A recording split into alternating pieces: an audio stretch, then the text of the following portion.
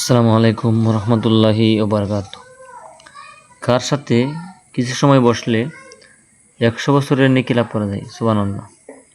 উত্তর হলো হক্কানি আলেম ওলামা, পীর মাশায়েখ, আল্লাহওয়ালাদের সঙ্গে কিছু সময় বসলে, অল্প সময় বসলে, তাদের সোহবতে কিছু সময় কাটালে 100 বছর বিরতিহীন ইবাদত অথবা উত্তম। আল্লামা শেখ সাদী রহমতুল্লাহ মতে এখানে যে কথাটা বলা হলো সেটা হলো আলেম ওলামা, পীর মাশায়েখ, আল্লাহওয়ালা ওলি বুজুর্গের সাথে কাটালে নফল বন্দিগের সমান সব পাওয়া যায়, এবং কিছু সময় কাটালে 100 বছর নফল বন্দি করলে যে সব, তার চেয়ে বেশি সব পাওয়া যায়।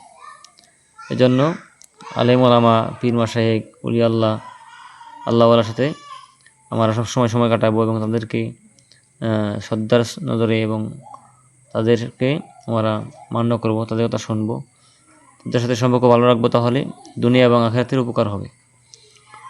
তো ভিডিওটি শেয়ার করে দিবেন যাতে সবাই জানতে পারে।